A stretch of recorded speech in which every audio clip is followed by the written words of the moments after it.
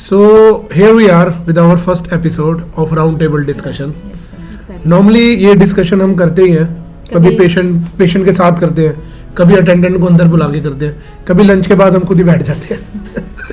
But I think ये बड़ी important discussion है कि हम ये शेयर करें, क्योंकि इससे जो अवेयरनेस है और जो मिस आउट हो जाता है शुरू का टाइम जो बहुत क्रूशल होता है.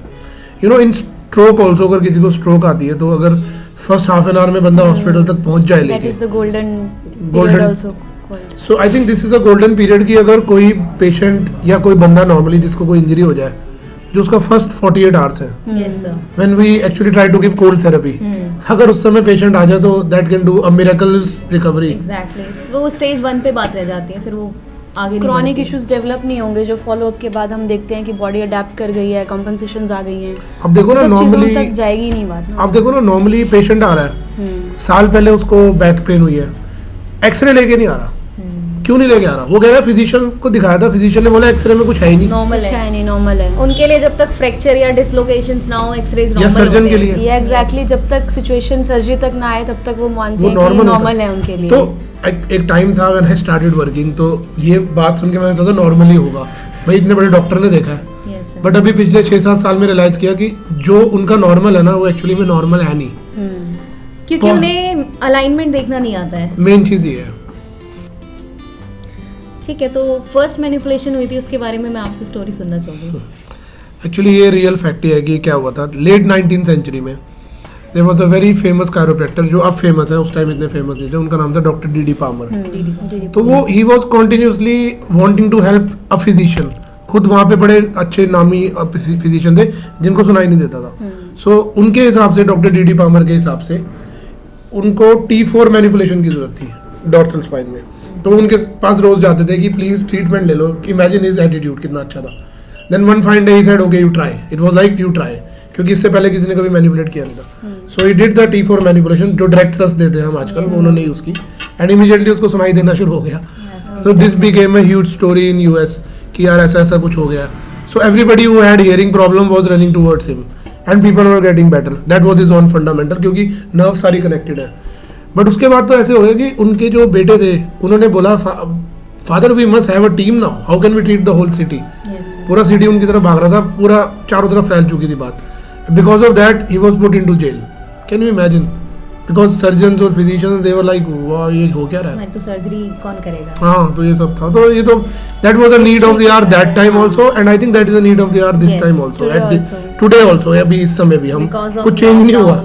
एंड ऑल लोगों का सिटिंग पोस्चर इतना खराब हो गया है, they all need physiotherapy and chiropractic. मतलब 90% ऑफ द जो प्रॉब्लम्स है ना पेशेंट्स की, वो फर्स्ट लाइन अगर डायग्नोज हो जाए ना नंबर फर्स्ट पे ही, तो वो क्रॉनिक इश्यूज वाली बात नहीं बनेगी. किसी को भी इतना सफ़र नहीं करना पड़ेगा कि पेशेंट जा रहा है कि इंजेक्शंस ले रहे हैं, फिर end of the day steroids ले रहे हैं, सर्जरीज करा रहे हैं. We can't blame those professionals who are treating them because उन्होंने तो अपनी डिग्री बाहर लगाई हुई है. We are surgeons. I mean, अगर एक आम आदमी को दर्द होता है तो वो सर्जरी कराने ही दौड़ना जा रहा है, वो तो सिर्फ दिखाने जा रहा है कि मुझे ये प्रॉब्लम है. सर्जन को कैसे दिखा सकता है यार? मतलब come on, if you don't want to cut your nail और for example a finger, why would you go to a plastic surgeon for example? तो बेसिकली ये अवेयरनेस हमें आई थिंक हमारी भी ड्यूटी है, और जो लोग हमें सुनते हैं उनके भी है. कि उन्हें पता होना चाहिए कि एग्जैक्टली जाना कहाँ है, जो प्रॉब्लम आ रही है हमें. Thanks to this platform, Instagram, YouTube, I mean बहुत सारे लोग हैं जो हमें फॉलो कर रहे हैं और ये लोग इस अवेयरनेस को फैला रहे हैं.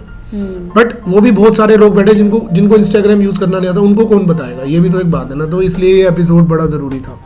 तो वो जो फर्स्ट गोल्डन पीरियड है उसके बारे में आप बताओ. फर्स्ट गोल्डन पीरियड हम उसे ही कहते हैं जैसे किसी पेशेंट को प्रॉब्लम हो रही है कुछ भी. अगर आपको फर्स्ट टाइम से फॉर एग्जांपल अगर आपके शोल्डर में भी पेन आ रहा है, तो instead of going to a surgeon directly, एक बार आप अपनी बॉडी से पूछो कि आपकी बॉडी में कुछ ऐसा स्ट्रक्चरल चेंज हो सकता है. तो ज़रूरत है कि आप किसी ऐसे पर्सन के पास जाओ, ऐसे प्रोफेशनल के पास जाओ जो आपकी बॉडी की अलाइनमेंट्स को समझ सके, जो आपकी बॉडी के स्ट्रक्चर्स को समझ सके. एंड आई थिंक फिजियोथेरेपिस्ट या मैनुअल थेरेपिस्ट से ज़्यादा आपकी बॉडी को और कोई नहीं समझ पाएगा. ऑब्वियसली अगर कोई ऐसा केस आता है for example low back pain का, जिसमें यूरिनरी इनकॉन्टिनेंस होती है या मसल पावर लॉस होती है, भेज देते हैं सर्जन्स, भेजना चाहिए. इसी तरीके से I think trend should change now कि अगर एक obviously surgeons are obviously so educated people, अगर उनके पास कोई ऐसा केस आता है जिसमें सर्जरी की जरूरत नहीं है, why don't they put their hand up and से प्लीज हमारा काम ही नहीं है? कितना Physiotherapy. खुश होगा पेशेंट यार.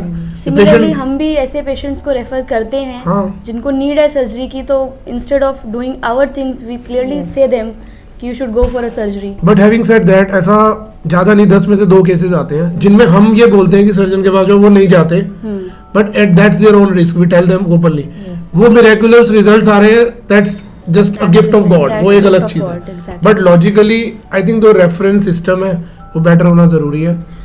अगर रेफरेंस सिस्टम बेटर नहीं होता कोई प्रॉब्लम नहीं है. We must work as a team now. We must absolutely everybody should work as a team. और जो लोग ये वीडियो देख रहे हैं उनको एटलीस्ट इतना समझ में आना चाहिए कि अगर कभी पेन हो तो हमारा फर्स्ट जैसे फर्स्ट एड लेते हैं तो फर्स्ट एड क्या होनी चाहिए बॉडी के लिए. इंस्टेड ऑफ डायरेक्टली सर्जन के पास जाओ, आप एक फिजियो के पास जाइए, आप हाँ, manual therapist near your house.